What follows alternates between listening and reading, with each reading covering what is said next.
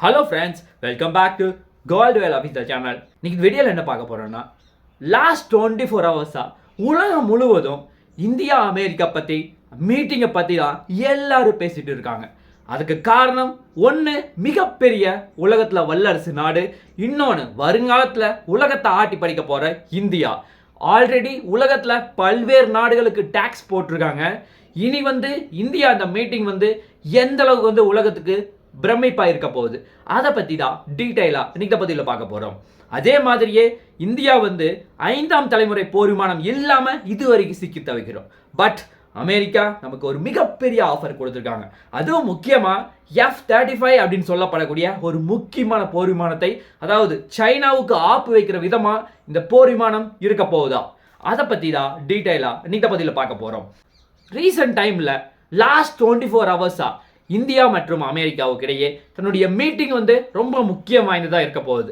அதுக்கு காரணம், அந்த மீட்டிங் ஆரம்பிக்கிறதுக்கு முன்னாடியே ரெசிபுரோக்கல் அப்படின்னு சொல்லப்படக்கூடிய அந்த டாக்ஸ் உலகம் முழுவதும் யாரெல்லாம் அமெரிக்காவுக்கு நீங்கள் இம்போர்ட் பண்ணுறீங்களோ எக்ஸ்போர்ட் பண்ணுறீங்களோ எல்லாத்துக்குமே சரிசமமான டேக்ஸ். அதாவது கரெக்டாக சொல்லணும்னா 10% நீங்கள் அமெரிக்கா மேலே நீங்கள் டேக்ஸ் விதிச்சிங்கன்னா அதே 10% ஆப்போசிட்டாக உங்களுக்கு வரும். இப்படி இருந்துச்சுன்னா வருங்காலத்தில் உலகம் ஒரு 100 வருஷம் ரிவர்ஸில் போகிற மாதிரி இருக்க போகுது அப்படின்னு சொல்லி எல்லா முக்கியமான அறிஞர்களும் சொல்கிறாங்க. அதே மாதிரியே இன்னொரு முக்கியமான பிரச்சனை, இந்த டேக்ஸ் கடைசியில் யாருக்குப்பா போகும், பிரச்சனை ஆகும் அப்படின்னு சொல்லி பார்த்தா கடைசியாக எண்ட் ஆஃப் த கஸ்டமர் தான் ஒரு மிகப்பெரிய பிரச்சனையாக இருக்கும். பேசிக்காக சொல்லணும்னா, ஒரு பொருள் நார்மலாக $10 வாங்கிட்டு இருக்கீங்கன்னா அங்கே டேக்ஸ் அதிகமாக போட்டாங்கன்னா, எக்ஸாம்பிளுக்கு ஒரு 5% டேக்ஸ் போடுறாங்கன்னா அந்த பொருளுடைய விலை $12 இருக்குன்னா கம்பல்சரி நீங்கள் கஸ்டமர் $12 கொடுத்து தான் வாங்குற மாதிரி இருக்கும். இதே பிரச்சனை நீங்கள் அமெரிக்காவுக்கு பண்ணுறீங்க, அமெரிக்காக்கார சைனாவுக்கு பண்ணுறான்னா அங்கேயும் இதே $12 தான் ஆகும். அதுதான் ஒரு முக்கியமான பிரச்சனை. பேசிக்காக இந்த இடத்துல என்ன ஆகும், ட்ரேட் அப்படிங்கிறது, அதாவது ஒரு கஸ்டமர் பொருளை வாங்காமல் இருந்தால் அங்கே ட்ரேட் நடக்கலை அப்படின்னா அது மிகப்பெரிய ஷார்ட்டேஜா, அதாவது கடைசியில் ஒரு வருஷம் முடியும் போது உலகத்தில் நிறைய மக்கள் வாங்காமல் இருந்தால் அந்த நாட்டினுடைய ஜிடிபி அப்படியே டவுன் ஆகும். இப்போ அதுதான் நடக்க போகுது. ஆல்ரெடி அமெரிக்காவுக்கும் சைனாவுக்கும் கிட்டத்தட்ட ஷார்ட்டேஜ் மட்டும் பார்த்தீங்கன்னா $1 ட்ரில்லியன் ஷார்ட்டேஜாக இருக்குது. ஆனால் சைனா $1 ட்ரில்லியன் எக்ஸ்ட்ரா சேமிச்சுட்டு இருக்காங்க. அதுவும் குறிப்பாக சொல்ல போனால் நம்ம இந்த ட்ரேடை நம்ம எப்படி ஷார்ட்டேஜ்னு சொல்கிறோன்னா, அதிகமாக இம்போர்ட் பண்ணிட்டு குறைவாக எக்ஸ்போர்ட் பண்ணிங்கன்னா உங்களுக்கு செலவு ரொம்ப அதிகமாக இருக்கும். அதாவது அடுத்த வருஷத்தையே சமாளிக்கிறதுக்கு ரொம்ப கஷ்டமாக இருக்கும். அந்த மாதிரி ஒரு சுச்சுவேஷன் தான் ரெசிப்ரோக்கல் டாக்ஸ் அப்படின்னு சொல்லுவோம். அதே மாதிரி ஆல்ரெடி நிறைய நாடுகளுக்கு டேரிஃப் விதிச்சாங்க. டேரிஃப் அப்படிங்கிறது நம்ம ஒரு நாட்டுக்கு அவர்கள் இம்போர்ட் பண்ணுறதை குறைக்கிறதுக்காக டேரிஃப் போடுவோம். ஆக்சுவலாக ஆல்ரெடி மெக்சிகோ, சைனா, கனடா இந்த 3 நாடுகளுக்கு டேக்ஸ் விதிச்சாங்க. அதன் பிறகு அயன் மற்றும் ஸ்டீல், அலுமினியம் இது எல்லாத்துக்குமே டேக்ஸ் விதிச்சாங்க. ஆக்சுவலாக கிட்டத்தட்ட 25% டேக்ஸ் விதிச்சாங்க. அதுக்கு ஆப்போசிட்டாக கனடாவும் டேக்ஸ் விதிச்சாங்க. இந்த மாதிரி தொடர்ந்து ட்ரேட் அப்படிங்கிறது தொடர்ந்து நடந்துட்டு இருக்கு. ஆக்சுவலாக இன்னொரு பேசிக்கான விஷயம் தெரிஞ்சுக்கணும்னா, இந்தியாவினுடைய பிரதமர், அமெரிக்காவினுடைய பிரதமர், இந்த மீட்டிங் ஏன் ரொம்ப முக்கியம் வாய்ந்ததுன்னா 2 முக்கியமான காரணம். ஒன்று ஆல்ரெடி நிறைய நாடுகள் மேலே வரி விதிச்சிட்டாங்க. இந்தியா மேலேயும் ஒரு வேளை வரி விதிச்சா நம்ம நாடு ஆல்ரெடி நிறைய பிரச்சனைகள் இருக்குது. இந்த வரி நமக்கு ஒரு பிரச்சனையாக மாறிடும் அப்படிங்கிற காரணத்துக்காக நம்ம இங்கேருந்து கிளம்புறதுக்கு முன்னாடியே இந்தியா என்ன பிளானிங் வச்சுருந்தாங்கன்னா, நம்ம அமெரிக்கா மேலே டேக்ஸ் இருக்கிற டேக்ஸை குறைச்சிருவோம். ஆல்ரெடி இருந்ததே ஒரு 5 to 10% தான் இருந்துச்சு. அதையே குறைக்கிறதுக்கு இந்தியா ஃபஸ்ட்டே பிளான் வச்சுருந்தாங்க. அதே மாதிரியே நம்ம பிரதமர் அங்கே போய் பேசும்போது டொனால்ட் ட்ரம்ப் அவர்கள் என்ன சொல்கிறாரு, நீங்கள் என்ன சைனா மாதிரியா, நீங்கள் நானும் நல்ல க்ளோஸ் ரிலேஷன்ஷிப்பில் இருக்கோம், அமெரிக்காவும் இந்தியாவும் சேர்ந்து தான் உலகத்தை நம்ம ஆட்டி படிக்க போகிறோம், அந்த மாதிரி அவர் பேசியிருந்தாரு. அதே மாதிரி உங்கள் மேலே நாங்கள் வரி விதிக்கிறதுக்கு தயாராக இல்லை அப்படின்னு சொல்லி தெளிவாக சொல்லிடுறாரு.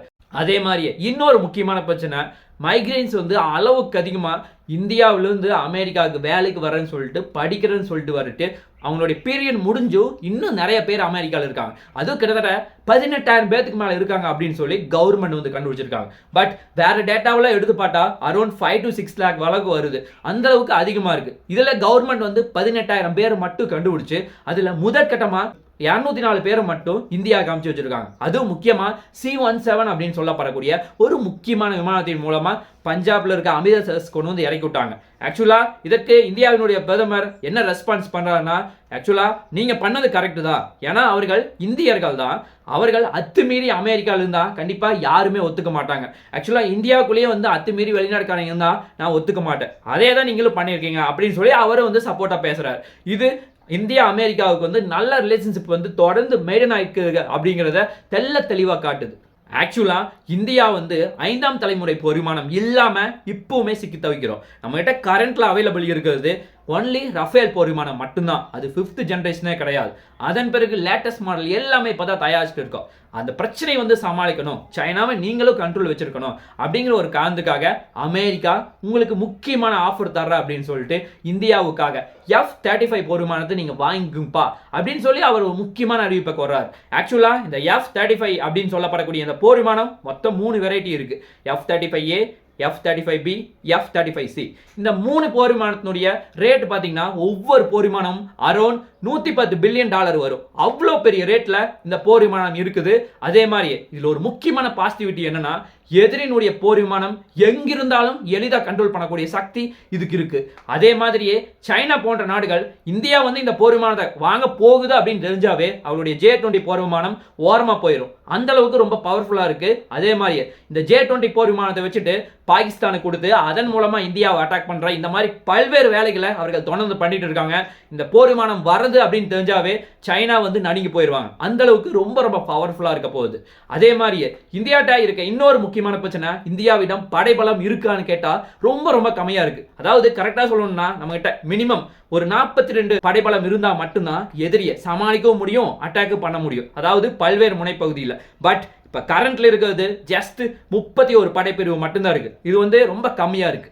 அதனால இந்தியாவினுடைய முன்னாள் அதிகாரி என்ன சொல்றாருன்னா, ராணுவ அதிகாரி மினிமம் ஒரு 40 போர் விமானமாவது இந்த மாதிரி நீங்க வாங்குங்கப்பா. F-35 போர் விமானமே நீங்கள் 40 வாங்கிட்டீங்கன்னா எதிரியை வந்து எளிதாக அட்டாக் பண்ண முடியும். அதாவது நம்மளுடைய ஷார்டேஜையும் கண்ட்ரோல் பண்ண முடியும். ஏன் அப்படின்னா இப்போ AMCA, தேஜஸ் MK-1A, தேஜஸ் MK-2, அதே மாதிரி 114 மல்டி ரோல் ஃபைட்டர் ஏர்கிராஃப்ட், இந்த மாதிரி நிறைய ப்ராஜெக்ட் நம்ம கிட்ட கையில் இருக்கு. பட் இது எல்லாமே வந்து இன்னும் 5 to 6 வருஷமாவது ஆகும். அது வரைக்கும் நம்ம தாக்கு பிடிக்க முடியாது. சைனா வந்து நம்மளை சீண்டிட்டே இருப்பாங்க. அதனால இந்த மாதிரி ஒரு போர் விமானத்தை பட்ஜெட் மூலமா ஒதுக்குனீங்கன்னா கண்டிப்பா வந்து உங்களுக்கு உதவியா இருக்கு அப்படின்னு சொல்லி தெளிவா சொல்றாரு. அதே மாதிரியே இப்போ நம்ம வருங்கால ப்ராஜெக்ட்கள் நம்ம கிட்ட நிறைய அவைலபிள் இருக்கு.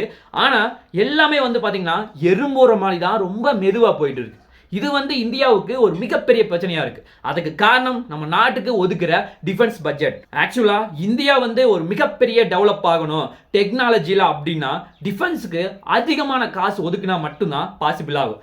இந்தியா 2025 டிஃபென்ஸுக்கு மட்டும் ஜஸ்ட் 6 லட்சம் கோடி தான் ஒதுக்கியிருக்காங்க. ஆக்சுவலா இதுல என்ன ட்விஸ்ட்னா, 6 லட்சம் கோடி இருக்குதுப்பா, இதை வச்சுட்டு புதுசா டெக்னாலஜி கண்டுபிடிக்கலாமே அப்படின்னு கேட்டா அதுல தான் ஒரு மிகப்பெரிய ட்விஸ்ட் இருக்கு.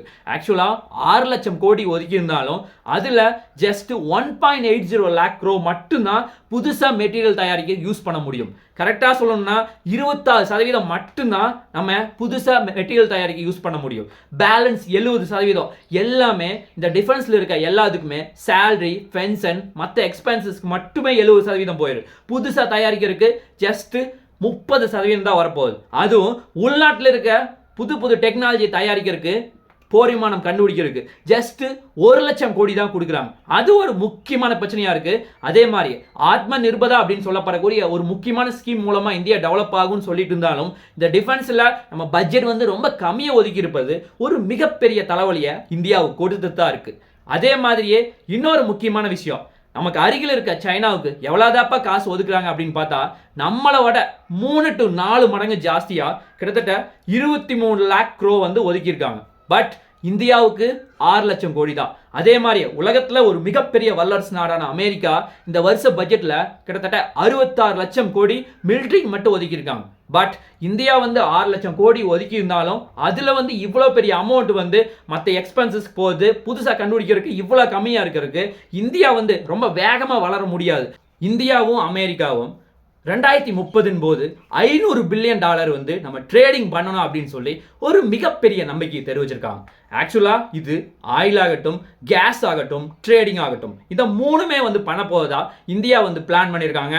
அதே மாதிரியே இந்தியா இப்போ கரண்ட் சுச்சுவேஷன்ல எவ்வளவு பண்ணிட்டு இருக்காங்கன்னா ஜஸ்ட் $130 பில்லியன் தான். அதுல இந்தியா எக்ஸ்போர்ட் பண்றது ஜஸ்ட் $30 பில்லியன் தான். ஆக்சுவலா இது இந்தியா உலகத்துல எக்ஸ்போர்ட் பண்றதுல யூஎஸ் மட்டும் 18% எக்ஸ்போர்ட் பண்றோம். ஆக்சுவலா கரெக்டா சொல்லணும்னா நம்ம நாட்டு ஜிடிபியில் 2% அமெரிக்காவுக்கு எக்ஸ்போர்ட் பண்றோம். இது இந்தியாவுக்கு ஒரு மிகப்பெரிய பாசிட்டிவா பார்க்கப்படுது. அதே மாதிரியே நம்ம ஆயில் உலகத்துல எங்கிருந்து அதிகமா பர்ச்சேஸ் பண்றோம் அப்படின்னு கேட்டா ரஷ்யாவில் மட்டும் ஜனவரி 2025 மட்டும் கிட்டத்தட்ட $45 பில்லியன் மட்டும் அங்கிருந்து நம்ம ஆயில வாங்கியிருக்கோம். அதே மாதிரி ஈராக், சவுதி இந்த மாதிரி முக்கியமான கண்ட்ரியில தான் தொடர்ந்து கச்சா எண்ணெய் வாங்கிட்டு இருக்கோம். ஆக்சுவலா வருங்காலத்தில் இந்தியா கச்சா எண்ணெய் உபயோகத்தை குறைச்சு மற்ற எலக்ட்ரிக் வெஹிக்கிள், பேட்டரி வெஹிக்கிள் இந்த மாதிரி நிறைய ஆல்டர்னேட் ஃபியூலை நம்ம ரெடி பண்ணால் மட்டும்தான் வருங்காலத்தில் இம்போர்ட்டையே கண்ட்ரோல் பண்ண முடியும். அதே மாதிரி உலகத்தில் நடக்கிற பெரிய பெரிய பிரச்சனைகள் எல்லாமே இந்த கச்சா எண்ணெய் மூலமா டோட்டலாக மாறுறதுக்கு வாய்ப்பு இருக்கு. அதனால இந்தியா இதில் ஃபோக்கஸ் பண்ணி ரொம்ப அதிகமாக கான்சென்ட்ரேட் பண்ணணும். அப்படி பண்ணாதான் வருங்காலத்தில் இந்தியா கொஞ்சம் கொஞ்சமாக முன்னேறதுக்கு ரொம்ப உதவியா இருக்கா அப்படின்னு கண்டிப்பா நம்பலாம். இல்லைன்னா ரொம்ப ரொம்ப சிரமம்தான். பார்க்கலாம் என்ன நடக்குது என்று சொல்லி நாளைக்கு இன்னொரு நல்ல ஒரு வீடியோவில் உங்களை நான் சந்திக்கிறேன். நன்றி, வணக்கம், தேங்க்யூ, ஜெய் ஹிந்த்.